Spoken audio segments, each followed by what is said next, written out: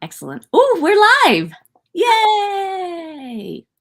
Hello, Internet. Hi, everyone. We were just distracted by Sarah's adorable dog, who I'm hoping maybe will join us for the broadcast at some point. Yes, you'll probably hear her at least. Yeah, she's cute. And she's a bicontinental dog. She's lived all over the place. Yep. It's very exciting. Sarah, what are we doing here today? What's happening? Today we are celebrating the launch of our Book Defenders campaign, which is very, very exciting. So thank you everyone who is watching either live or afterwards. We are here to tell you all about Book Defenders, and we have some cool guests coming on later to celebrate with us. But to start, we'll talk a little bit about the campaign. You probably, hopefully, maybe have seen some of our emails or social media posts about the campaign, but we're going to talk about it now too. So if you are at all familiar with our previous work, you probably know one of our most popular campaigns, Accio Books. And this is Book Defenders is kind of an updated version of that campaign to reflect the current needs of our communities and changing times. So kind of what I mean by that is you probably have heard some stuff in the news about book bans and books being challenged. And I was just looking it up, and the American Library Association tracked almost 1,600 book titles that got challenged in 2021, which is double the amount of 2020 and the highest year ever. 1,600. 1,600 book titles. Gross. Yes, exactly. So when I say that we wanted to update our campaign to reflect changing times, that's exactly what I mean, because this has become such an issue, and so many more books are being banned from libraries and schools and school curriculum, and so many more of these books have been challenged. We wanted to update Accio Books to have a focus on training our members to fight these book bans. So we have structured Book Defenders this year in 3 different phases. And the first phase is one that is very closely related to our traditional Accio Books campaign. So it's where we're encouraging everyone to donate books to communities in need in your local area. And if you go on our website, which I think was up on the screen a second ago, we have a wonderful toolkit that can, yes, that website. Yes, you can download our wonderful toolkit on our Book Defenders website. And in that toolkit, there's lots of great advice about how to collect books from friends and family, how to host a book drive, how you can get books just from your bookshelf that you no longer want but want to pass along to someone else who wants to read it. And so this first phase of the campaign is really about how you can take action now, how you can do something today to get books. And if you have banned books lying around, those are obviously great books to donate and to focus on donating. But also, yes, you can donate any book. Yes. Like if you have books that have never been challenged or banned before, that's fine. What a wonderful good thing. You can still donate those books because they will still change someone's life to be able to read them. So don't limit yourself to just banned books. Yes, definitely. And we emphasize this in the in the toolkit, but it's very important when you are looking for an organization or a library or a school to donate to make sure to ask them what books they need. Because some organizations only want children's books and some are really looking to expand their fantasy section of their library. So just make sure you ask them what they need and donate those books specifically. Sarah, what if I'm looking to donate books locally, but like I don't know where to find them and I just have never done something like this and I need a little help. Well, great news for you, because we have a wonderful team of volunteers here at Fandom Forward who we've set up to help people with this exact problem. So they are our book donation research squad. And all you have to do is email bookhelp@fandomforward.org, and the email will go directly to them. Let them know what your questions are. And they are here to assist you with researching places to donate. So if you're in, Austin, Texas, and you don't know where to donate, you can just send them an email. I'm in this location. I don't know where my book should go. And they'll do some research for you and find some local organizations or libraries or other such places that need help, and can even help with some of that outreach of calling or emailing and seeing what books they need. So we've got everyone covered with that. Yay. Yeah, it's hard. Like you have to do a lot of research because that was something that comes up for our chapters every single year is just like we can't find the right partner who wants to take all our books or like we have partners that will take like X number of books, but we still have like 100 books left over. We don't know what to do. And all of our volunteers specialize on being on the internet a lot and being able to research things very quickly. Um, and so, like, definitely, like, ask for help, book help at fandomforward.org, and like we can, search for together.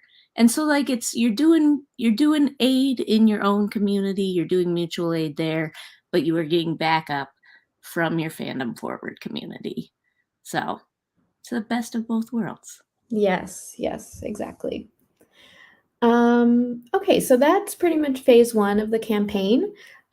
Phase two is all about how can we train our community to get ready to fight book bans when the school year starts and going forward, just generally. So we have some training and events set up for the summer. And the first one is coming up on August 3rd, and it is a spotlight on student activists. So many students around the country and around the world are doing some incredible work to fight book bans in their communities. So we wanted to have some of them on a live stream panel, very similar to this, in which they talk about what they're doing, what's been effective, what hasn't, and so we can learn from them a little bit. I'm very excited for that. And then on August 17th, we have another training coming up, which is how to effectively fight book bans. And we have some people from really great national organizations, the National Coalition Against Censorship, the Comic Book Legal Defense Fund, PEN America, We Need Diverse Books. Lots of great organizations are going to join us and really teach us how to fight these book bans and the skills we need to do that going forward. This one is I'm particularly excited. I'm very excited for all of them. The student activism one's going to be amazing. That's also going to be like a guided action one so people can like jump in and be helping the student Yeah. activists like what they're doing on the ground. We're going to do some internet backup for them. Yes. Um but I'm also really excited for the how to effectively fight book bans one because like so many in America, like, so often our response to something being broken is, like, "How can capitalism fix it?" And so, like, when, like, Mouse gets banned in a school district, everybody goes, "Oh my god, we're gonna buy 400 copies of Mouse, and Mouse is gonna be everybody in the country is gonna be reading it," which is fun, but it doesn't actually get Mouse back on the shelf where it got banned, and none Mhm. of the kids who are in that district get any access to it. And so this one's really going to be about like when book bans come down in your town, how do you kick them to the curb? And I am very excited because like currently I don't really know the answer to that. I know it probably involves like go to some local meetings and speak and write some letters probably, but I don't actually know what the steps are, so I'm really excited for that. Yeah, me too. Um, yeah, and we might have some, or we have some other events planned, but those are the ones that are coming up in August. And again, you can find all the information about that, including like the form to sign up if you're interested, on our website on the fandomforward.org/book defenders once again. So that's phase two. And then phase three of our campaign is also really fun. And it's about how can we think even longer term. So for the phase two, we're training, getting ready for the school year, but how can we think, even years in the future? And um, I definitely feel like our community is full of book nerds and people who love writing. But I can see how these book bans might be very discouraging. Like, what's the point of me sharing my story through writing if I'm seeing all these books getting banned? But we want to keep encouraging people to share their unique story because we know how powerful stories are. And I think all of us here in this community have really found joy and love and purpose through literature. So we are going to be hosting some writing workshops coming later this summer to with some really cool organizations. And yeah, to kind of encourage people to keep writing their own story. And that's going to be really fun as well.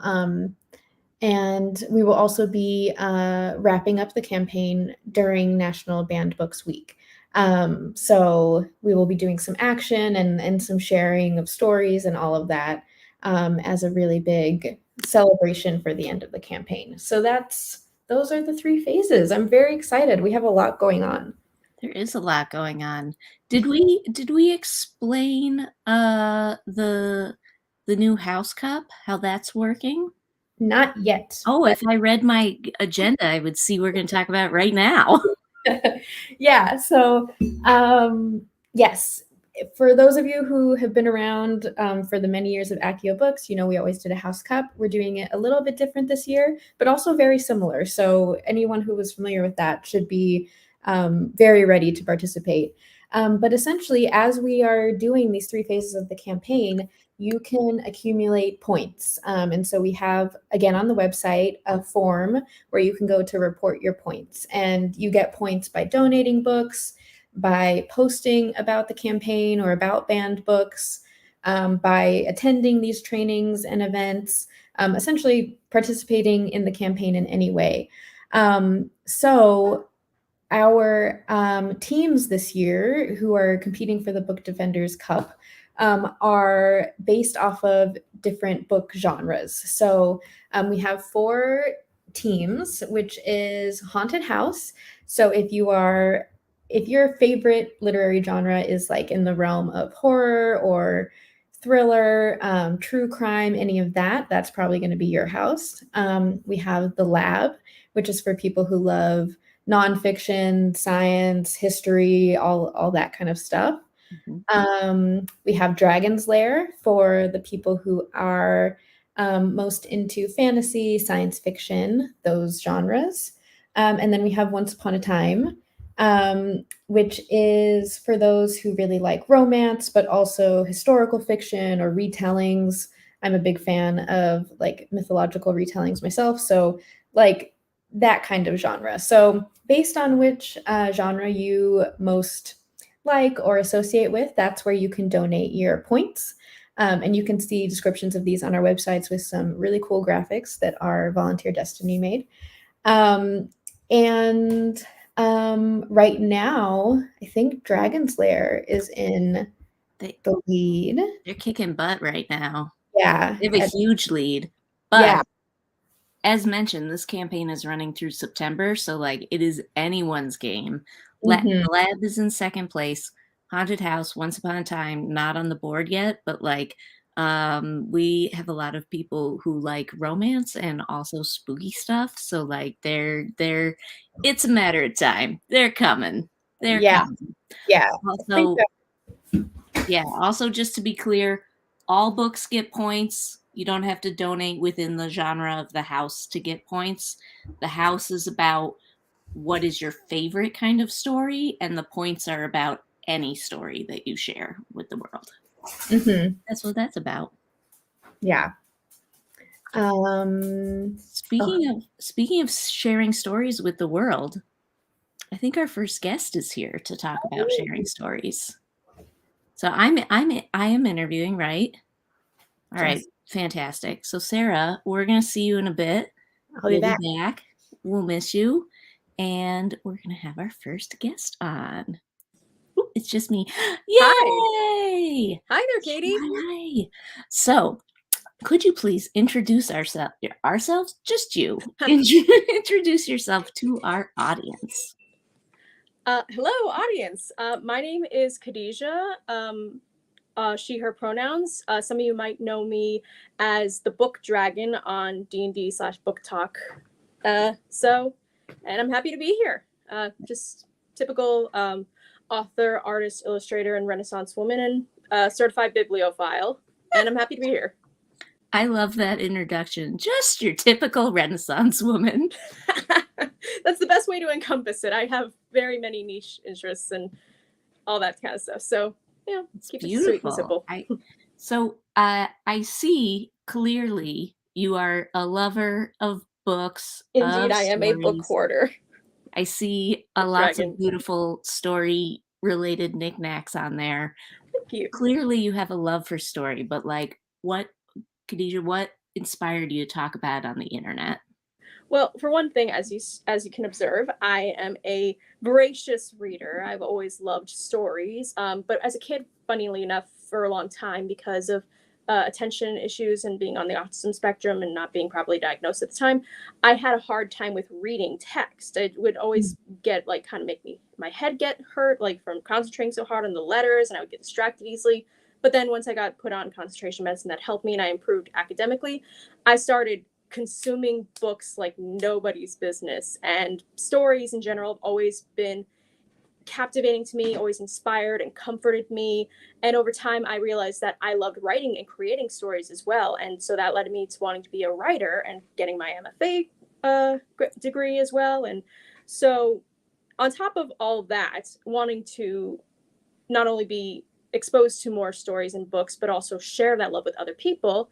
I've always been a big fan of fantasy as well, and make believe and all that lovely escapism. So when I discovered TikTok and saw all these fun people using the platform for sharing books, sharing fantasy role play kind of stuff with Dungeons and Dragons and fantasy TikTok, I wanted to be a part of that fun, and I wanted to do something a little bit different. So my platform was more or less my excuse to combine my love of fantasy and my love of shoving book recommendations down people's throats. But what really kept me going with and keeps it as like a very serious hobby to me now is that I was beginning to see how many people were reaching out to me like, hey, can you recommend this kind of story? Or, hey, I'm from, say, this kind of like Camp Half-Blood cabin. Can you recommend something for a child of this house? Or, hey, I even had one mother reach out to me in my personal Instagram account that was in my link tree asking if I could personally make a video for her child who is gender fluid, who loves fantasy related stories, directed at them. And I won't give the actual names, but I remember her specifically saying that in the Renaissance fairs, their child gained the nickname Lightfoot. So I was so inspired and I was so touched by that request, by that humble request, that I had to make a video for it. It's one of my most popular videos now, one of my personal favorites. And I saw how much of an impact that could have in real life, and spreading that and sharing books that other people have told me later on in the comments that this was a story they needed at the time when they were going through something, or, oh, this got them out of their reading funk. And it just made me love it even more and realize this is why I love books, and this is why I love recommending them. And moreover, this is why I love writing stories as well. So yeah. So beautiful. I think people who are not big readers think of reading as a very solitary activity, but like everybody who's real into it knows like it's a community experience. You're sharing stories. Exactly, because really sharing stories is so fundamental to our human nature. You see throughout history, whether it's oral storytelling or written or through pictography, and that doesn't just go for hardbound texts either. That goes for manga, graphic novels, that goes for fan fiction even. Just in general, stories are so intrinsic to who we are as people Yeah. and how we are inspired to live our lives and grow and really understand our own humanity. And Yeah. everyone can share in that. I feel like this is making a very clear segue into my next question for you, which is just sort of, can you talk a little bit about the importance of having a diverse, like, plethora of books available, and like where diverse books are at right now, how is that sort of related to the issue of book bannings and what is going on in America now? Absolutely. Well, thankfully, and I'm excited to see how the movement of we need diverse books is gaining momentum in the last couple of like decades, even in not just children and YA, although it's very prominent in that, but other genres as well. And people are recognizing the importance of not only having the humility to pass the mic over to people into demographics and walks of life that normally don't get to share their own stories and don't get to have their own voice, but also how important consuming those stories for people who aren't in those demographics is to their own growth and understanding of the world. And I've noticed a lot of banned books have this theme of like having been banned because they came from like LGBTQ perspectives, or they came from Black perspectives, or they were maybe not politically correct at the time, but they are still important to how we understand our history back then and how we can grow and change. But people don't want to tackle that because, I don't know, it's taboo or it's religiously questionable or whatever. And if anything, that illustrates how important not only it is to not have books banned, but also how we need diverse voices, because not only for us to understand different walks of life, similar to kind of Harper Lee's saying in To Kill a Mockingbird, which funnily enough is a banned book, you don't Mhm. understand a person until you've walked a mile in their shoes. These kind of stories give us a chance to do that. For example, a more contemporary novel that is on the banned book list is The Hate You Give by Angie Thompson. Important book, powerful story. Definitely gives one a chance to walk a mile in that person's shoes, that other in a sense. And not only that, but you empathize with it. It's a story that teaches the power of activism, that teaches the power of understanding different perspectives in a narrative and difficult topics. It teaches you about like the power of your voice and activism, but also how to see from the perspective of, in this case, the Black POV of this girl with her family in a marginalized society in the ghetto, but how humanizing it still feels. There's a scene in the book where she's watching a sports game with her family, and it's this big thing that they have a tradition of. And it made me remind myself of like, it reminded me of how my family is when we watch Jeopardy together, for example. It's like, I feel what this girl feels. I understand. I may not have come from the same walk of life that she does, but I get her as a fellow human being. And exposing to kids like that, especially younger people and even adults, to those kind of stories is a way that you increase empathy for other people, which is how you change the world. And that's especially important for people who are maybe in parts of the country that they aren't living in a more cosmopolitan area. They aren't exposed to these different walks of life, and they wouldn't even think to try to learn about them because it's just not what they've been exposed to. They wouldn't even think to ask the questions. And how Mhm. can they if they aren't given an opportunity to see, oh, there's more to our world and our story than this.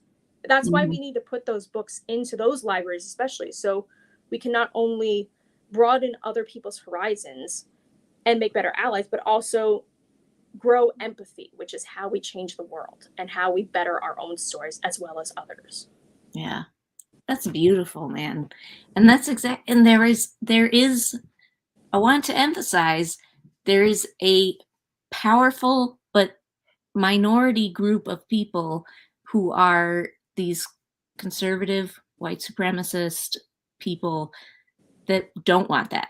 They Right. don't want that Exactly. world, and they are leading this book banning agenda Exactly. It to is an counter agenda. that. And the It's major exactly that, an agenda, because they understand how powerful stories and how powerful books can be. Look back on like during World War II when they were burning books because of a political and social agenda that recognized that if people in their country or on their side were exposed to a narrative that was contradictory to what they were saying, then it could challenge their power, which Yeah.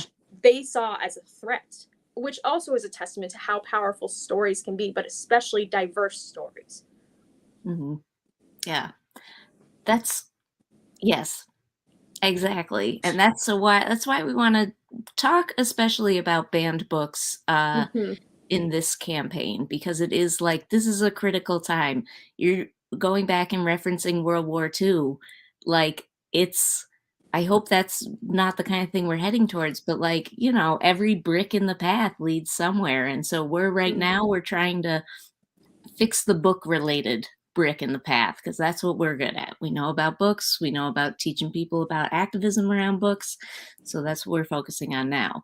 To that end, Yes, Khadijah, we're having a house cup right now. Have you heard of our four I teams? have indeed.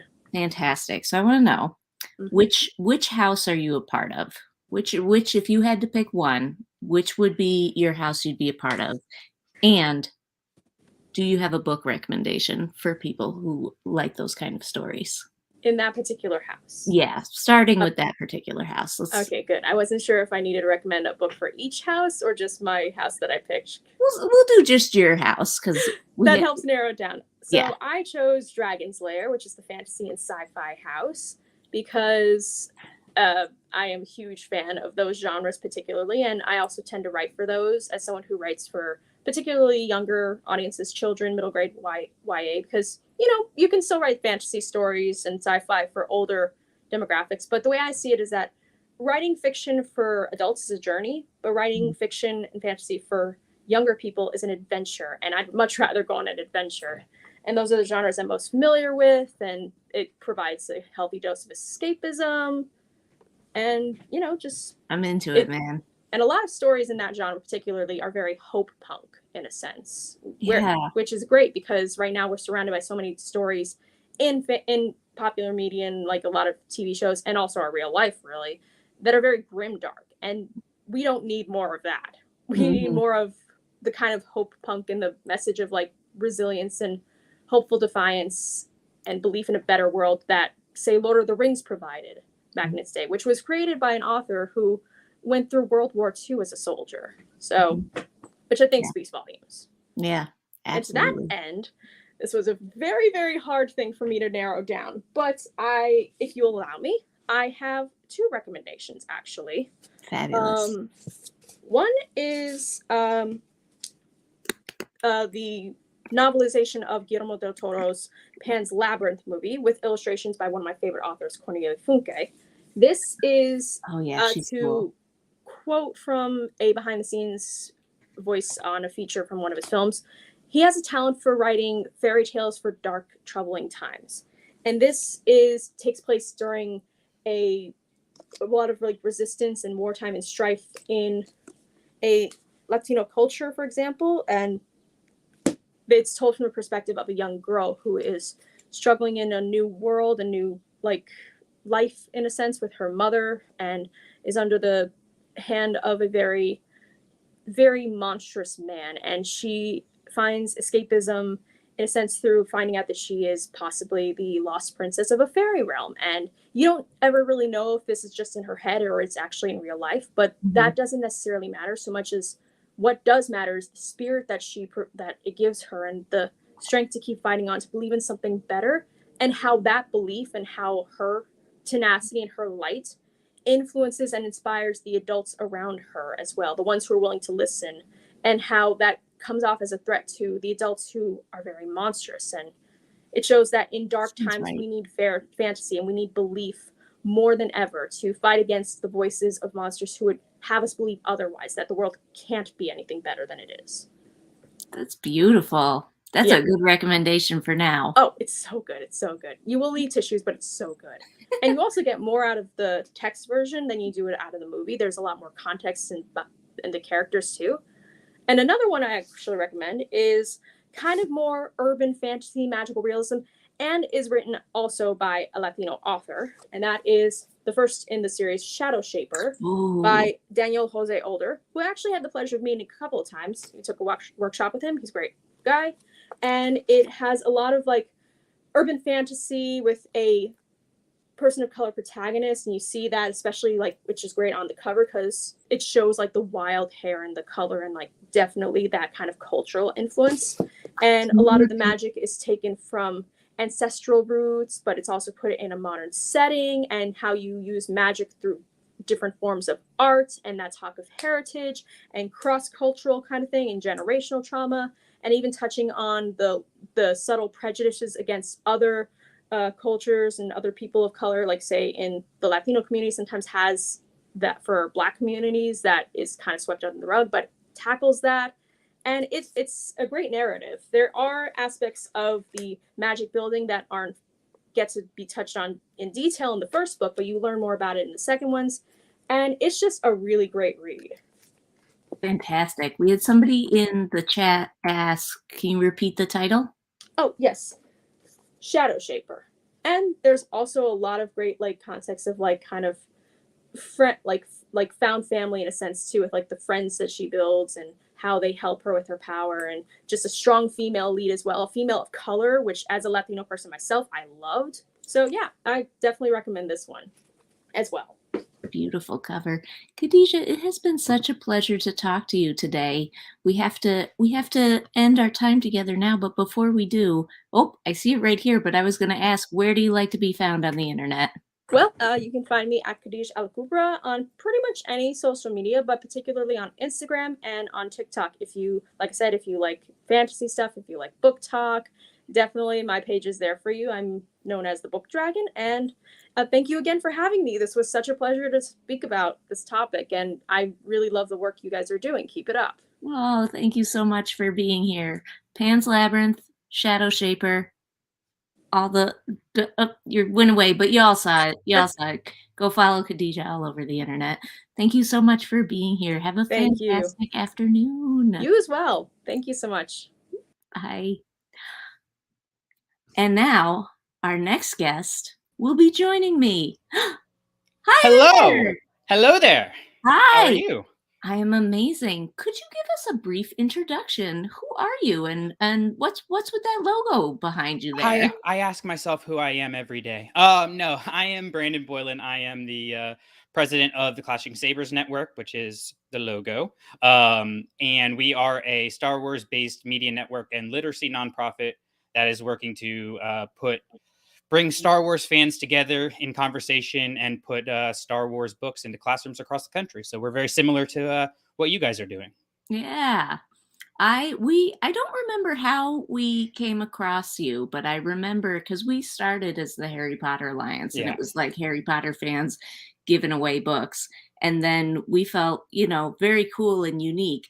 And then I found you all, and I was like, oh my God, there's someone else. It's so exciting. It's funny. It was the same thing with me. I was like, man, this is a really cool thing we're doing. Somebody should have thought of this before. And then you guys reach out to me. I was like, oh, somebody did think of this before. There are no original ideas anymore, but it's but this is a good one. It's great. If you're gonna have people sharing stuff, we should be sharing books. Yeah. So, if people are like totally already falling in love with this, and people want to be involved with Clashing Sabers, like, what is it? How do they do it? So we primarily through our website and podcasts. We have 4 podcasts on our feed. We have our main show, which does deep dives into different Star Wars material. We have Sith Talk, which is kind of just a free-for-all fun conversation. And then Don't Burn the Sacred Text is our book podcast. I'm just recovering because of Sith Talk. Yeah. Very good. Continue. It's the edgier one. I wish I had thought of it, but I didn't. I did think of Don't Burn the Sacred Text, though, so I'm pretty proud of that one. That is our book discussion where we talk about all the new books in the Star Wars saga. And then we also have Forever Star Wars, which is another in-depth show. And we have another host, Adriana, who hosts Starships, which is a shipping podcast, but is actually transitioning to a new format where she's going to be bringing in more conversations with more diverse people because really Clashing Sabers started because I wanted a place where people could come and debate academically and disagree and still walk away as friends. And it's become so much more than that. And so we've had the privilege of starting the literacy nonprofit, which we primarily fund through our Patreon. which is patreon.com/clashing sabers. And then yearly we have a fundraiser. Last year we were able to raise $1,800, which is buying used Star Wars books is a lot of books. And it's just been really cool because, like, for example, my dad has a restaurant in Uvalde, and we all know what's happened there. And he informed me that they are giving backpacks to the kids to start the new year. And so I said, find me the contact. We're gonna make sure these kids have books. So we're able to send over 700 Star Wars books to the kids down there, absolutely free. And 100% of what we do, every penny that goes to Clashing Sabers, goes to buying and shipping those books. So it's as a reading teacher myself, it's obviously something that I really love. But when you can put my other love in there as a Star Wars fan, it's a good thing. It's a lot of fun. That's beautiful, man. What a good time for like sharing these. I fully believe that stories like this are not just escapism. They are teaching us lessons that belong in the real world, but also like escapism has a place. And like Yeah. after everything that these kids have lived through, like what a good time to be able to jump into a book and just like go exploring the galaxy.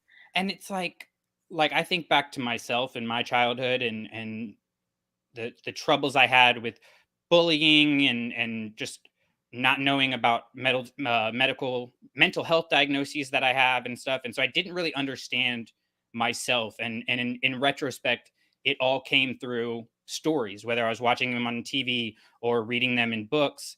That was how I was understanding the world and how to function in the world. And so, if we can give that to somebody else, it's really great. And it's what's beautiful for me about Star Wars books is you can read it just as an escape, but then you can also go in real deep into the mythology and the connections with Greek mythology and history and everything like that. And so it's kind of a choose your own adventure every time you open up a book, because you can kind of go with it different directions. And it's a real, like, really big community. Like, I think anybody who wants to be into Star Wars can find their niche, probably. Oh, absolutely. I mean, I'm a big Ahsoka Tano fan, and we went to Star Wars Celebration this last year or this couple months ago, and they had an Ahsoka meetup of all Ahsoka fans. And I don't meet a lot of Ahsoka fans in my day-to-day life. People ask me my favorite characters. They're like, who's that?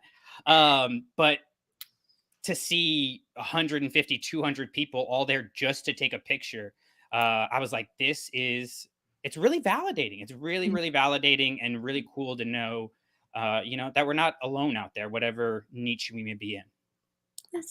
That's beautiful, man. What I think I can see it, but I'd love to know your take. What do you think is sort of the natural connection between Star Wars and activism? I mean, it's so funny to me. I laugh every time somebody posts on Facebook like, "Don't make Star Wars political." George Lucas made Star Wars political. He was literally making a movie speaking out against the wars. And then, so you have that part of it. You have even the fairy tale aspect. You think about how stories traveled through oral language. They were meant to teach lessons and teach kids things, and that's something that George Lucas wanted to give to that generation in the 70s and 80s who didn't really have the actual fairy tale heroes. Everybody was Schwarzenegger and Stallone, which is fun. They're cool, but do we really want Rambos running around the world? Probably not. And so showing how to connect with other people and how to win not through violence but through love and compassion and humanity.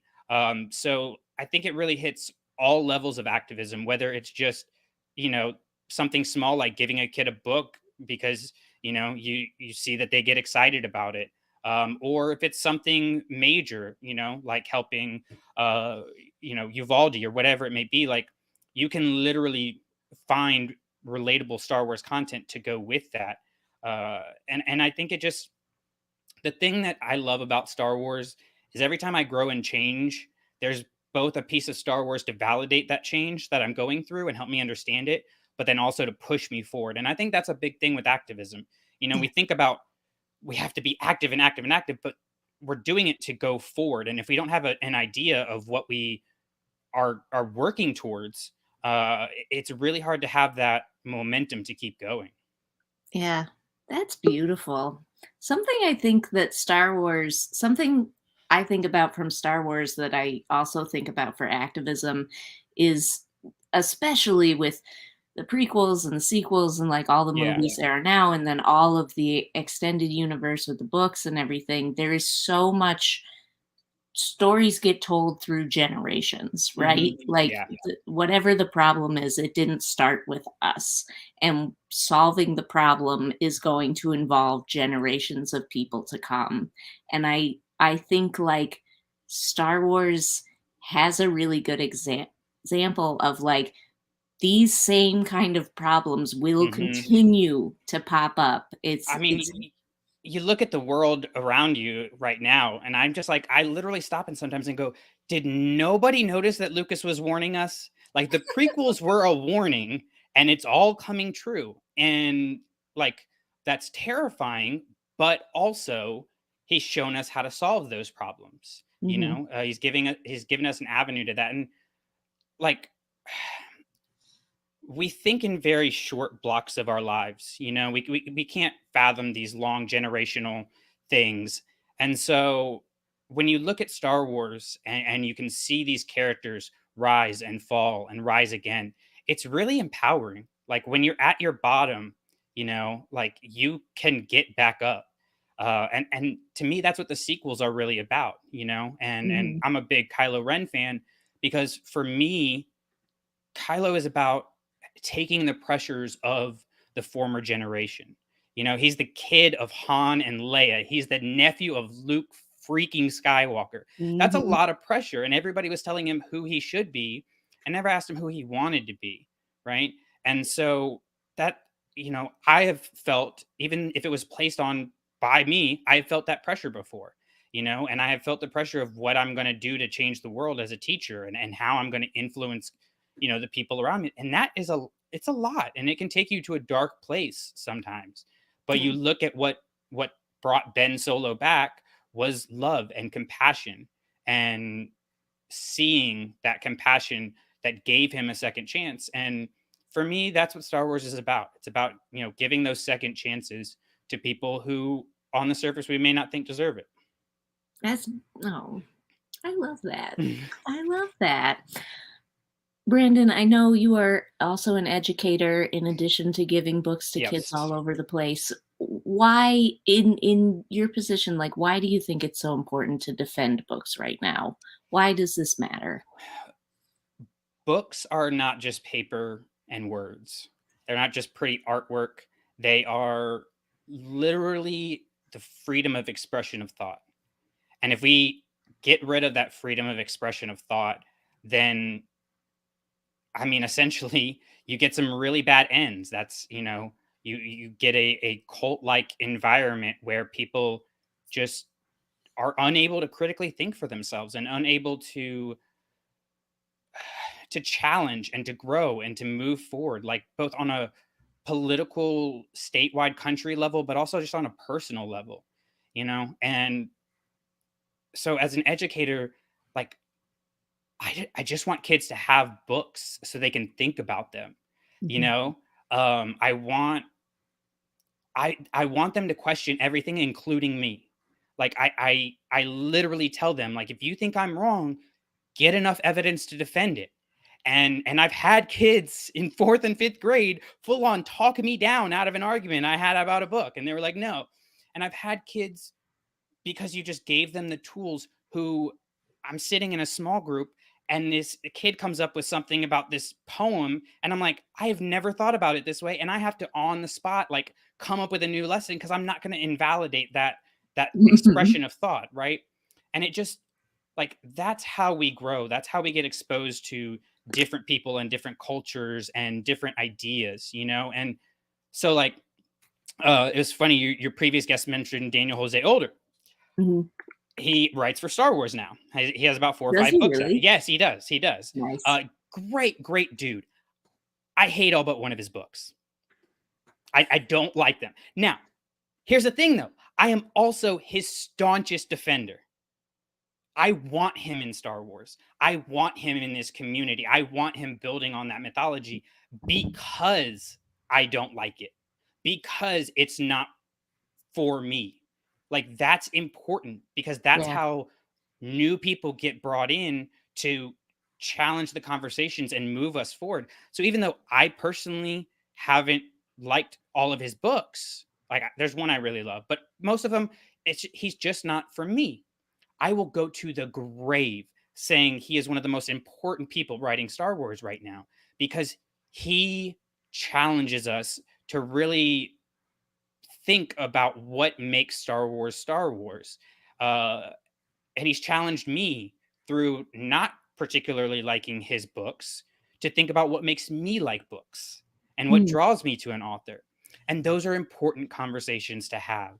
And if we don't have that, we're limiting our ability to both exist with each other and just exist within ourselves. Yeah. That's you're cool, dude, Brandon. I- We're wrapping up here. Our next guest is coming on, but before you leave, tell us, where do you like to be found on the internet? You can find me all over the place at Clashing Sabers on Twitter, Instagram, and TikTok. Like I mentioned, we have our Patreon. And then we have a Facebook group called Star Wars Clashing Sabers, where we want you to come and share your Star Wars thoughts, share what content you're creating, stuff like that. So I am not hard to find. Just search at Clashing Sabers, and you will find it. And if you want to join the Patreon, we have that Patreon, Clashing Sabers. And on our website, clashingsabers.net, we have a place where you can nominate a teacher. If you know a teacher who you would like us to send books to, it's totally free of charge for them. We take care of everything. So if you know anybody there, make sure you go do that and let us know. That's awesome. That could be it. That could be a book defenders thing too. If you want to set up Clashing Sabers with a classroom, put some points in the house cup. Let's do it. Let's do it. Beautiful. Beautiful. Brandon, thank you so much for being here. Thank I you. hope you have an amazing afternoon. You too. Thank you for having me. Thanks. I'm hanging out here for a moment, but our next guest is coming up.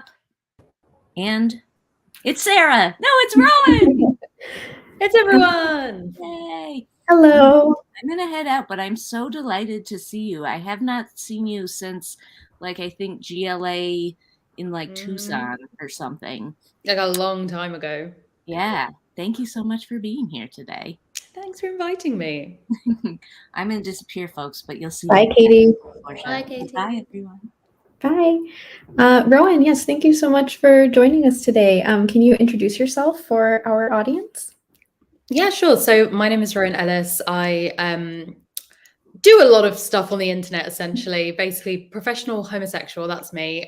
So I have a YouTube channel where I make like long form video essays about queer topics, including like queer history, queer representation.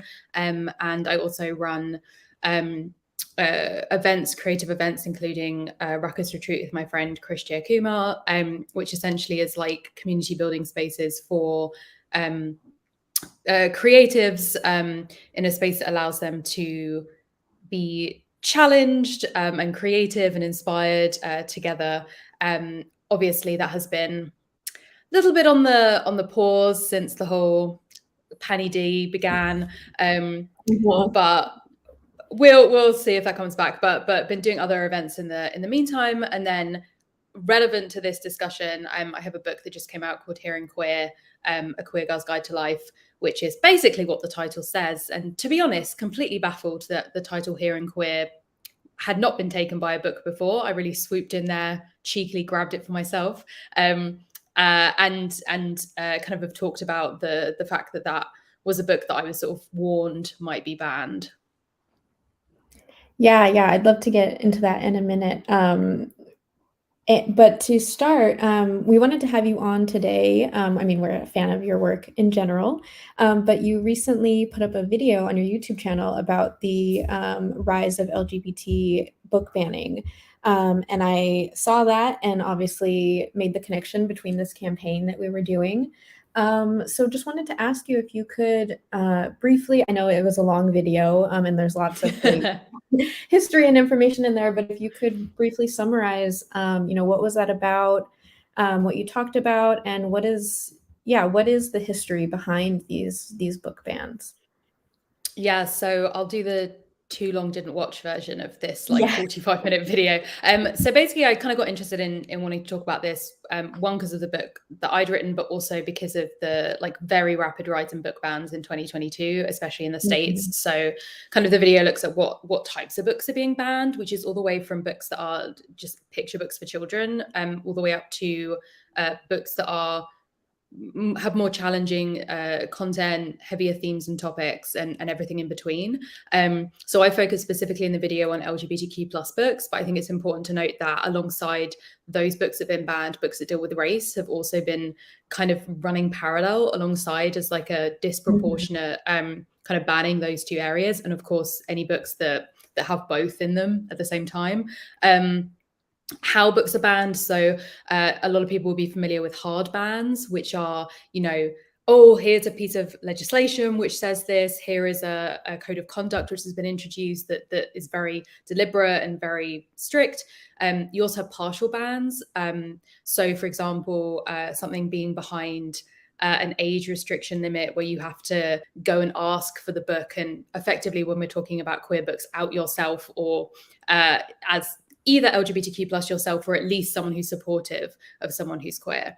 And then you've got the soft bans, which are a lot more insidious. And they are kind of a result of these other two, the idea of like, I'm a librarian and I want to keep my funding for my library. Am I going to be kind of bringing in controversial books if I think it might jeopardize the library collection as a whole and the work that we're doing? Am I going to teach this in schools if I think there's going to be a lot of backlash? I'm like an overworked teacher. I don't have time to be dealing with the potential issues within the school district. I actually want to be engaging with the kids. So it's things that are kind of insidious under the surface.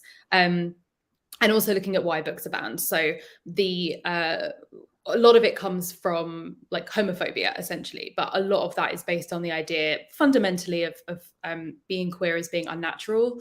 And so that spans off into a ton of different kind of false ideas around sexual deviancy, around it being something that you can be manipulated into being, that it's something you can spread. And so obviously that rears its head as conversations around indoctrination and things being inappropriate when they are functionally on the same level as straight and cis stories in terms of what they include, but it's seen as more sexual or more deviant because of that.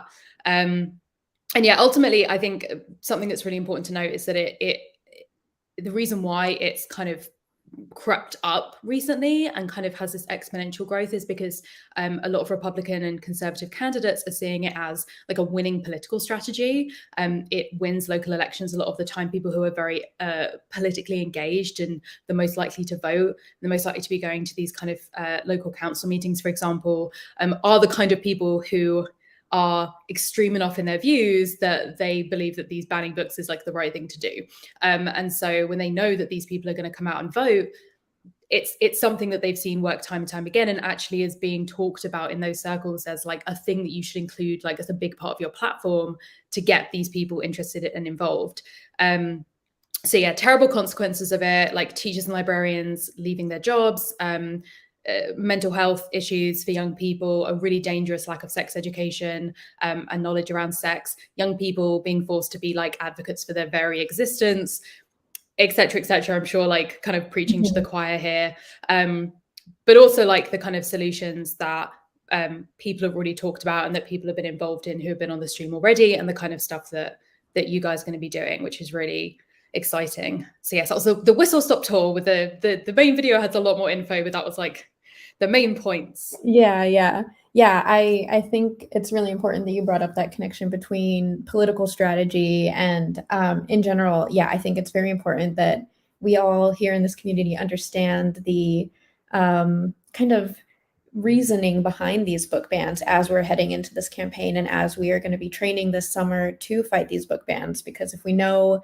why it's happening, then we can better, model our activism to address the roots of the problem. And yeah, you mentioned your book earlier, so we'd love to talk about that. And for those who don't know, we have our book club here at Fandom Forward up and running after a bit of a hiatus. Again, we have our first meeting this month, and next month's book is going to be Rowan's book, which I'm very excited about. So am I. So yes, so can you tell us a little bit about the book? And then also I'd love if you touched a little bit on what you mentioned earlier, like, you know, because of the content of your book, did you have fears around it being banned, and what was that like for you? Yeah, so I basically while having conversations with my publisher about the book, about things like, oh, like, what are we going to do to promote it? And like, what's the cover going to look like? There were also like very frank conversations about the idea of like, hey, this book will probably be banned somewhere. I mean, it's already banned in the states that have hard ban limits, in terms of like, it will not find its way onto shelves because it has like a chapter that talks very frankly about sex and consent and relationships.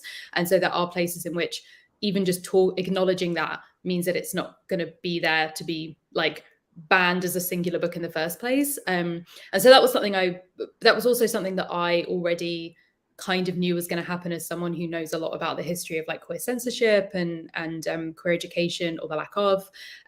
So essentially it's a book that includes information about sex and relationships and consent, but also includes information about a ton of other stuff besides. So essentially I wrote it as like the book that I would have needed when I was like 14, kind of for teenagers, but I kind of 14 plus, but I've also heard people who have bought it and are reading it with their kids who are slightly younger. So they're like making sure it is the kind of thing that they will be able to understand or that will be relevant for them, and they're going through it with them. And then people who are older who are just kind of figuring out their sexuality as well. So it talks about community, it talks about activism, our history, like how to meet other queer people, different identities and coming out or not, like just a ton of different stuff. And we have 4 amazing guest essays from some of my very cool queer friends, beautiful illustrations by Jackie Sheridan, who's an Irish illustrator who has just done an amazing job.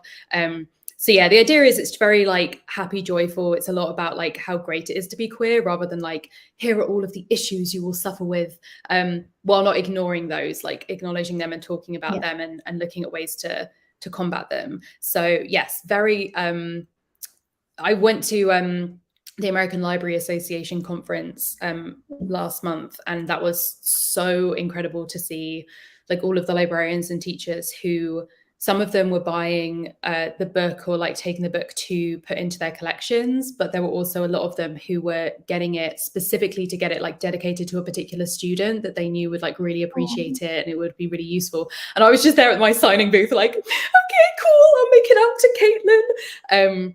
But I also think like it kind of sucks that I have to say this, but I want to make it clear because apparently it's not something that we can just assume at the moment, especially not in the UK. But the book is like very explicitly trans inclusive. So there's like an introduction in which I talk about this. Essentially, the book is for like anyone who identifies as a queer girl, some, all of the time, or is not sure if the label fits them. So it might be that you thought you're a queer girl and you're kind of maybe thinking you might be something else. It's for you. If you're someone who's like, I think I might be this, that's for you. If you're like, I don't know what the hell I am, like, but I guess potentially that's one of the options, it's for you. And honestly, if you don't fit the labels at all, it's never like a bad thing to learn about other people's communities and identities and the kind of stuff they might be going through. So yes, if you think the book might be for you, I promise you it is. Like, this is it. I'm not here to be like, actually, I don't think you're a queer girl enough to read this book. Like, that's not the energy whatsoever. So yeah, we had like a lot of sensitivity readers go over it and just make sure that there was nothing that we needed to like add in that we might not have like thought about, because it was like a very particular kind of like intersecting identity with queer girlhood that we like had missed. So hopefully the reviews seem to be good. So hopefully it's going to be something that's useful for people. Yeah, I'm so excited to be next month. That can be, I think it's going to be and yeah, before we wrap up here, are there any like social media channels you want to promote, or where can people buy the book, especially? Yeah, any of that information. So I'm everywhere on the internet as Hey Rowan Ellis, or just Rowan Ellis. And then my website has links to like all of the random stuff I do. In terms of where to buy the book, it really doesn't make any difference to an author unless you literally buy it from them, your books. So support your local bookstore if you can, kind of get it wherever you can. If you can't afford to buy the book, let your local library know if it's a library that has supportive librarians that you're interested in it, and they might be able to get it in, and hopefully then they'll get multiple copies and you'll be able to get it pretty easily, and other people in your community will too, without you having to spend money. Awesome. Yeah. Thank you so much, Rowan, for joining us today and talking about this. Everyone, make sure you go watch Rowan's video because, again, it was like 45 minutes long. Great history. Great starting point for our campaign. Honestly, thank you for doing that for us. Just kidding. Amazing. Yeah, I was like, okay, guys, I'm in. I've like connected. I know what's gonna happen. Let's go. Like. Yeah, and again, we are reading Rowan's book for book club next month. So fandomforward.org/book club. It's only $35 for a lifetime membership, so it is a steal. And Rowan will be joining us again for our monthly discussion for that book. So we will see her again soon. Thank you so much, Rowan. Amazing. Thanks for having me. Yay! Hello, I'm back. I came back. That was amazing. I also appreciated that she made that video to kick off our campaign. Yeah. I mean, she didn't really, but it just happened perfectly. Yes. That was fantastic. I'm coming in to introduce our next guest, which is Portia Patterson-Hurst, who is a Fandom Forward board member and also a writer with Black Nerds Create. Also, she just had an article published in Forbes this week talking about how TV does and does not help us like imagine a universal basic income. So she's just all over the place. But I wanted to say two things, which is one, this is a pre-recorded segment. So I didn't want to just start it and it be obvious it's a video and not be like we're trying to get something past y'all. But it's a very good video. So watch the whole thing because it's lots and lots of book recommendations based on your houses in the House Cup. And they're all like wicked good. And the other thing, I realized we didn't talk about our awesome merch shop. And so I wanted to come in and talk about our awesome merch shop. We have a new shirt. We have a bunch of new stuff in there, but we have a new shirt specifically for book defenders that's called the We'll Keep Reading Tee. And it's beautiful. It says, if you keep banning, we'll keep reading. And it's got like an open book with a list of a whole bunch of banned books from a variety of authors and topics. Friend of the org, John Green, friend of the org, Mark Oshiro, a few other really cool people, many of which we don't know. Some of which are old timers and are not going to be in a live stream due to being deceased. There's all kinds of good books on there, past and present. But all the purchases of that store and honestly that shirt and honestly everything that's in the shop right now goes to support this campaign. And also highlight, just for the people who are watching right now, we're going to have a special book themed merch coming out next month that is from one of my favorite homosexual books, Red, White, and Royal Blue. So we'll have some merch coming out from there very exciting next month. I'm very excited about it. Anyway, do go to the shop to make purchases. Go to, there's the shop link. Perfect. Go there to make purchases. Join the book club if you're not already in it. Register with the House Cup for book defenders. And I think that's it. Am I missing anything, Sarah? Sign up for our upcoming trainings. Sign up for the trainings. And you can also just straight up donate if you want to support us defending books. Every donation helps. Yeah, absolutely. It sure does. And it all goes back into this kind of work we're doing and connecting with people and getting books to kids, the whole shebang. Um, so thank you all. We're gonna play Portia's segment right now. There's so many good books in here. So like get your pencils and your bullet journals out because we're about to mess you up. Yeah. All right. Awesome. Thank you. Thank you all. Thanks, everyone. And here comes me and Portia, I think. Wait, now I have to figure out how to add myself again. Wait, I think I know it. All right, ready, everybody? We're going to give it a try. Hello, Portia. Hi, stranger that I do not know. Welcome, welcome. Yes, Portia is indeed not a stranger, but a very important member of Fandom Forward. Do you want to tell us, like, what do you do at Fandom Forward? What brings you here today? Well, I'm currently a board member with Fandom Forward, which we have openings for if you are so inclined. So please, there are some current posts, like on Twitter, correct, where there's links to signing up for the application. So if you're so inclined to like be on the board and help us make some wide-ranging thoughts and support for Fandom Forward, we definitely would love to add more people to the team. Always be hustling. Yeah, we'll put a link in the chat. Beautiful. And Portia, we're here talking about book recommendations today. What's your deal with books? What do you do with books? What do you like about books? Where do you talk about books? I definitely have a book problem, as in like I have voraciously read books since I was really young, and then went through a whole period through undergrad to grad school where I just was like not reading because I just had all the schoolwork books that I was reading, and then randomly picked it up again thanks to Fandom Forward, actually, because I went to ALA in Chicago in 2017, got a bunch of free books and arcs from there, and was like, I can't have all these books and not like have a reason to keep like reading them. So working with Black Nerds Create, became the book reviewer for Black Nerds Create, and so started off small with a little like tendril of books, and now I'm just like flooding book reviews all the time. So if you ever want to catch my book reviews, you can find them on Black Nerds Create website. The whole blog for books is called The Plot Thickens.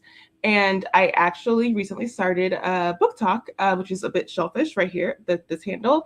I like currently there's like a little, again, a trickle of little posts, but hopefully just like my book reviewing soon, it'll be a whole flood of posts on TikTok. So hey, everybody go follow A Bit Shellfish and read The Plot Thickens, which you're very good at naming things. I was very much, I felt like it's a basic thing. I'm like, everyone knows The Plot Thickens, but I think it's like a good like way to encompass like a full gamut of how many books that are going to be reviewed there. So hopefully you'll find some stuff that you'll like there. I try to mostly review books that like I like. I try not to review books that I don't like, but you know, there's like and the unlikers on the spectrum. There's a spectrum of liking things. So that's true. I also have a like review books I loved. Like I don't like posting like I hated this book, 1 star. I'm just like, what? I want to support the authors. Yeah, and I'm also like, I'm not a big reviewer just generally. Like I'm not a Yelp person. So like I watch BookTube, and BookTube is like giving me a good idea of like, yes, I personally don't like doing bad reviews, but sometimes hearing someone else's bad review tells you if you will probably want to pick up that book because you're like, I don't usually agree with this person with books, so that might be actually a really good book for me. Or if like the book, like if they hated the book, then you're like, oh, so I could definitely like if it was on my TBR, but I can skip it, like, or I can like put it lower down on the TBR list. So I think it's really useful to see some people's bad reviews, but I personally just don't like doing bad reviews. It makes me feel like crappy. Yeah, I dig it. So today we're going to share some good books that we love that you can read. So we have our new House Cup this year for Book Defenders, and it is all like literature themed. So something I want to be clear for folks, when you're picking your house that you want to give points to, you're picking like your favorite type of story. It is not based on what books you donate. any book, any genre, banned, not banned, like whatever, that all counts. Those are all good books to donate. But you join your house based on like what some of your favorite stories are. So your houses you can join. I'm going to list them all off, and then we're going to do one by one some book racks. So you can join Haunted House, which is like horror, thriller, mystery, true crime, like all that kind of stuff. There's The Lab, which is nonfiction. It's a big umbrella, but if that's what you love to read, that's the place for you. There's The Dragon's Lair, which is fantasy and also sci-fi. But like, I think you can have dragons in space. Like Draco is a constellation, so you're welcome in the Dragon's Lair if you're primarily sci-fi. And then Once Upon a Time, which is romance, historical fiction, fairy tale retellings, like all those sort of like love story kind of things. Once Upon a Time, or I guess like fairy tales aren't always love stories, but you get where I'm at. Yeah. So, Portia, do you have one you would like to do first, or should I surprise you? You can so here's the thing with me. First of all, talking about naming things well, I love all these names. I love how they all like encompass what they mean in the categories.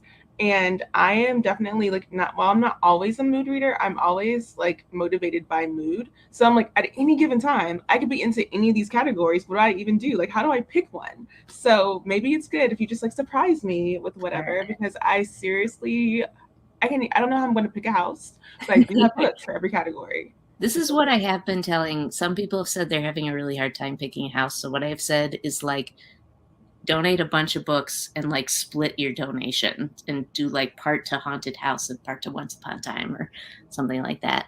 Speaking of, since we're beginning, let's start at the beginning and say Once Upon a Time. What are some good stories for Once Upon a Time readers? So, this is why it's so hard for me to pick. I am the queen of loving fairy tale retellings. Like, I sit for it, I adore it. I love Cinderella tales. I love the Drew Barrymore one. I love the brand new. I just love fairy tale retellings. So it's just a big thing for me.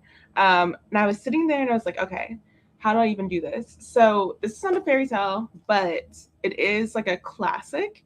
And it's retold in like a graphic novel form, which I thought was really like a good way to like kind of get into a story. It's Anne of Green Gables, but redone as a graphic novel called Anne of West Philly. Oh my God. It is adorable. And the author is Ivy Neal Ware, and then it's illustrated by Maisha Hands. And I swear, like, I read it recently. I saw it in Target. This is why I can't go to Target. Saw it in Target, picked it up. And I was like just so thrilled by how like they really make Anne like just Anne. And I remember reading the book when I was Anne of Green Gables when I was younger, and being a little bit annoyed by Anne. And I yeah, she's just like she's a lot. And so this Anne is also a lot, but like I like the Anne of Green Gables, like she wins you over. And I really like appreciated her. So if you really are thinking about like, retelling, but like of a classic, and again in graphic novel form, this is a really good pick. I really enjoyed it. I always love graphic novels too when I'm feeling like in a reading slump and I'm having a hard time, and a graphic novel is it's a way to get a good story like very quickly and get into it. And it's a good pick me up. And then the second one, this actually can branch a couple different categories. It could also be in Haunted House. It's a retelling of Jane Eyre. And this came out last year, Within These Wicked Walls. This book is so good for like the horror kind of aspect of things. Like so for me, I don't like gory horror. I don't like it in movies. I don't like it just generally, but I do like creeping, like, is there something in the corner? What is that, shadow kind of horror? And this book delivers that really well. And it does just have a tinge of like if you're squeamish, there's like a little tinge of it. It doesn't last very long, but it's in there within the house. So I would be careful if you're like not good with that. But it's not that much. So I really enjoyed it. And if you like creeping, haunting kind of stuff, this is a really good one. A retelling of Jane Eyre and like Ethiopian. I think it's an Ethiopian inspired version of Jane Eyre. Cool. Jane Eyre is such a good creepy story. Every retelling of it that I've read is like creepy in a new way. Like that's cool. I like that one. Do we have any more Once Upon a Time, or should we just go on the theme and jump to Haunted House? Haunted House would be great. Let's do it. So again, my kind of horror is creepy. It's if it's like anyway, like I like that idea and concept of dark academia or light academia, but I don't feel like a lot of people do it well. Like I haven't liked a lot of things that people have called that. Mm-hmm. But I really enjoyed this. So this is the audiobook version of Tripping Arcadia by Kit Mayquest. Oh gosh, look, now it's reflection. There you go. It was okay. So it's set in Boston, and basically it's this person finds themselves like attached to this rich family who mysteriously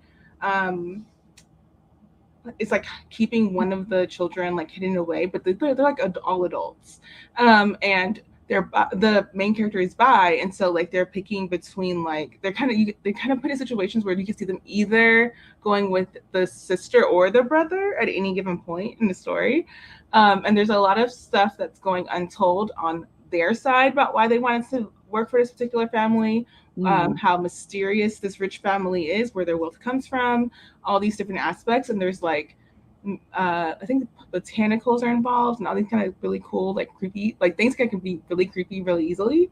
It's in that story. It was a really good audiobook as well. Like I flew through it, really enjoyed it. Would highly recommend reading Tripping Arcadia. And if you do it either as audiobook or book, I think it would be a really good read.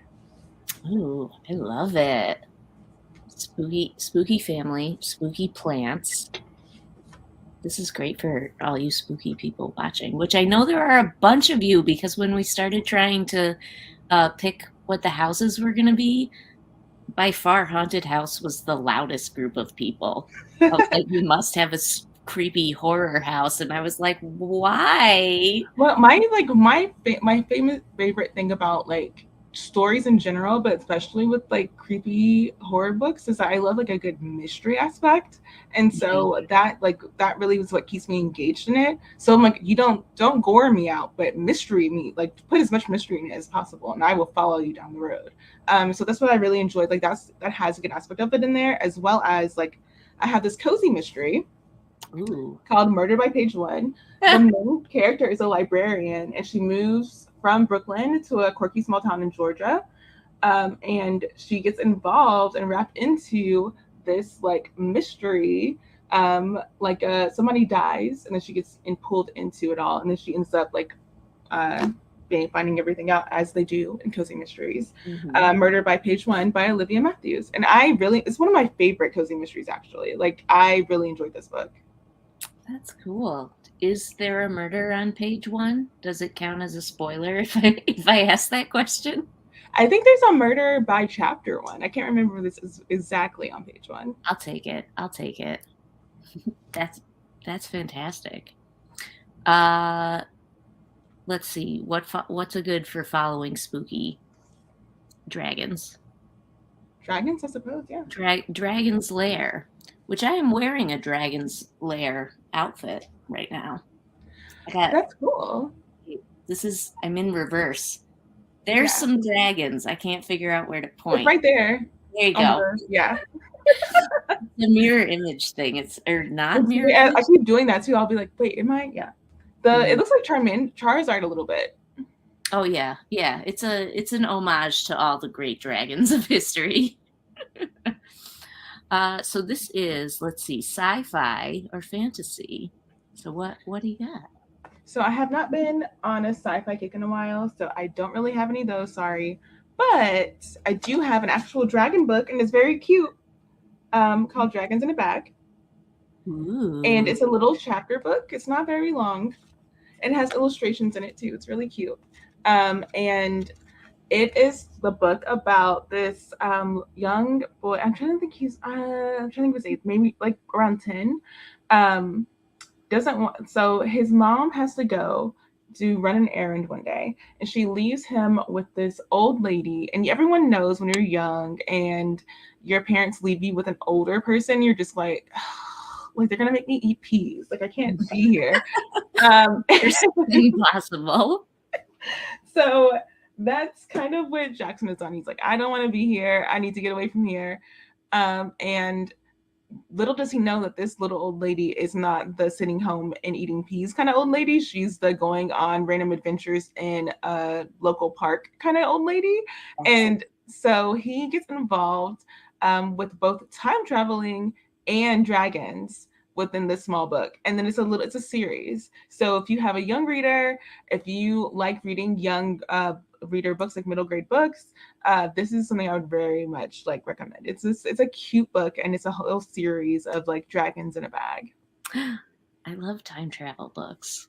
That's fun. Cute. Adorable.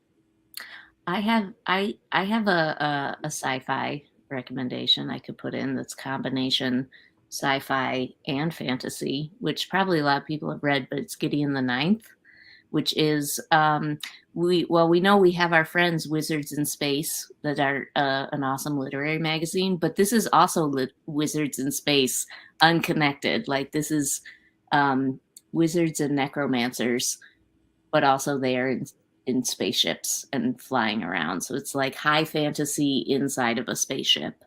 So that would be my hearing about Gideon the Ninth, but then being like, it's one of those ones that I keep hearing about and being like, I'm gonna put it lower on my TBR because I keep hearing different things. It starts. I'm really enjoying it. It does start out with like several pages of like, this is so and so, and this is so and so's mom, and this is so and so's like a really long character list. And I am listening to it in an audiobook. In an audiobook, that is painful to just a grocery list of characters. But the actual story I've been really enjoying. Interesting. Mm-hmm. Okay, so I'm a bit biased to the fantasy category, so I have 2 more books for fantasy. Sorry. One is The Reader by Tracy Chee. Oh, I have that one on my shelf. It is really good. Okay, so basically it's a world where everyone is illiterate on purpose. Like the people in power have made it so that most people are illiterate and books don't exist for regular people. So of course there's a secret black market where people do have books. Mm-hmm. And I do not want to talk too much. There's a lot of adventure. There's maybe some pirates in there, maybe a good amount of heisting and thievery. I would highly recommend the series. I will tell you, one of the reasons why I enjoy it so much is because it broke my brain.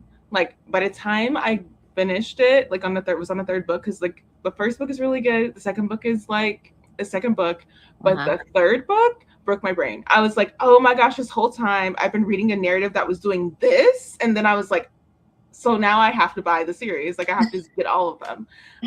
And it is so good for like giving you something that's completely unexpected as a narrative form. Like you cannot tell what they're going to unravel in the final book until you get there.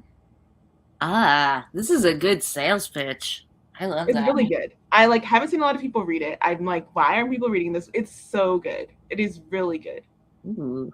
And I'm like someone who has like read so many fantasy books that it's hard to like not make me be like, oh, this trope again, great. Like it's really good. I'm excited for that one. Because I already have it. I will say, like I said, second book is the second book, so sorry. But that third book is worth it. It's worth it. You know and what? the final fantasy book is Maya and the Rising Dark. Ooh, I love the cover. It's adorable. It's also a middle grade book. It's also adorable. She is, let me remember.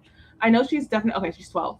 It's based in Chicago, and her father, like, so she knows about magic. Everyone in her family knows about magic because her father is like a person who's like a guard of the veil between worlds. Mm-hmm. And so he's told her about like what he does and like how magic works in this world. And she's definitely like wanting to follow in his footsteps. One day he disappears, and so she decides that she's going to like go after him, since it seems like none of the adults around her are going to try to figure it out the way that she thinks they should. And because her mom is so busy like as a nurse, she like is able to like sneak out and do the thing. And the way that it unravels from there with her her friends as well is like this cute story, but also very like expansive, and probably like one of the coolest like ways of setting up a series for like middle grade I've seen in a while. Oh, cool. I love that you have a variety of ages and like reading levels. I want to read all of these books. Sorry, everybody. You knew what you were getting into when we started this. We have to like, I have to put all the books out there. So we've had fantastical, fantasy, and fairy tales and horror. So let's bring it back to the real world for a moment. What are your fave nonfiction recommendations for the lab? So the funny thing about everything that just happened is all those books I've read. All of them. Highly recommend them. I've read them all. These next two books are books that I've been wanting to read for the longest time. Have not read them, and that's a me problem. But I still recommend them based on like how much I've heard about them and how much I like my anticipation is for reading them. So staying on a kind of like vein of the idea of like fairy tales, there's Fairest by Meredith Toulousian. This is actually a memoir told by a trans Filipina woman, and like their journey from like being like childhood and how they like became who they are. They talk a lot about like desirability and like reflections about like their life when it comes to love, identity, gender, and the fairness of life. And so not only is the cover beautiful, but it sounds like the story is like beautiful as well. So I'm like really looking forward to reading it. I just have not read it. It's a me problem, but There's so many books in the world, Portia. You'll get to them all. I'll get to it. Oh my god, this is on my list to like at least get it done by this year. And it's not long. See how like it's not that big of a book. It's pretty good. This is another one I like to cover a lot. And I know. That's how they get you. I'm like, it's a good book, then it's worth it. Then yes. And then the other book that I've been having on my list for a while is Ace. Just because I feel like there's not a lot that I don't know all the things to know about being ace-lit, and not that I like should know all the things about knowing everything, but I feel like this is a good idea to like kind of get a standard grounding in what asexuality means on the like spectrum of how this person's able to like encapsulate it and drill it in. And I've heard very good feedback about how this book writes, how it's written, and how it like helps you understand what that whole spectrum can look like. Cool. Yay. Awesome. I love that. Thank you, Portia. So those were amazing. So I think everybody is very excited and building up their TBR list right now. If people want to, I just want to remind folks, in case they tuned in halfway, if people want to hear more recommendations from you, where should they go? So they can go to Black Nerds Create, to the Plot Thickens blog, where you'll see all of my reviews that I actually sit and write reviews for. Or you can catch me on TikTok, and my @ is a bit shellfish, as you see it here. I will be posting more videos there. Again, it's a trickle. It will become a whole flood at some point. But I definitely will be sharing a lot more of my more recent reviews, and even the reviews that I don't write full posts for will show up there. That's awesome. Portia, thank you so much for joining and for recommending these awesome books. Thanks for having me. And I really, again, am so excited about this house system, even if I'm going to be super conflicted about where I end up in the end. So far, the lab is kicking people's butts. So the realists who are reading nonfiction have showed up early in the real world. But this campaign is going through September. Haunted House, Once Upon a Time, Dragon's Lair. Y'all have time to catch up. So do it. Let's defend our honor. Thank you so much. And we will see you on the internet, Portia. Bye.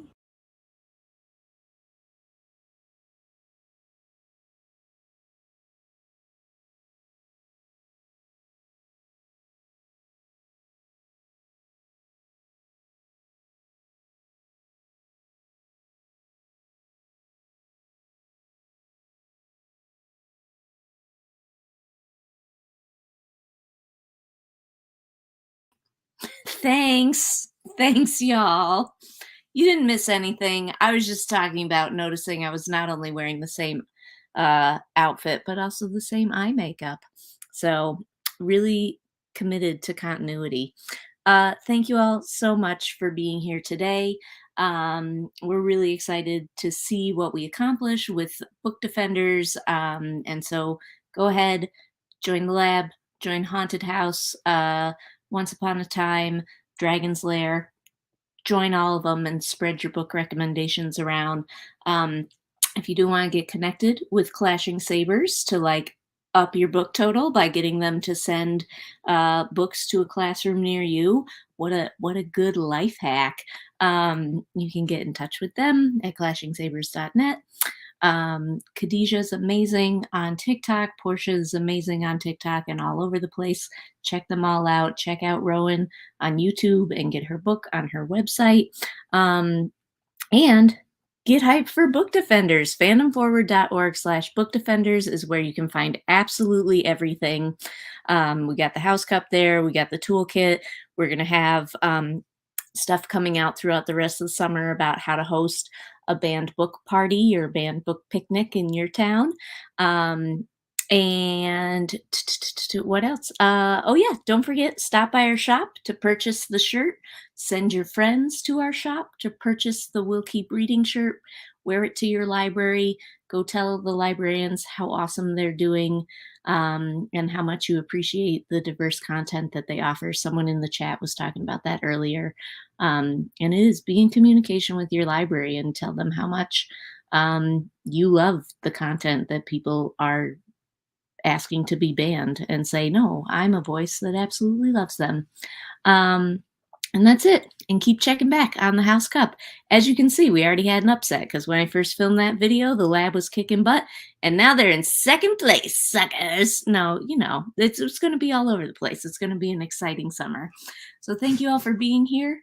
I'll see you on the internet. And don't forget, if you want help finding a local partner where you live, email us, bookhelp@fandomforward.org.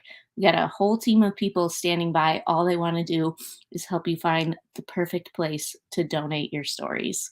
And that's it. Thank you all for being here today. And we'll see you on August 3rd at our next Book Defenders event. And I'll see you on the internet between then. Bye, everybody. See you.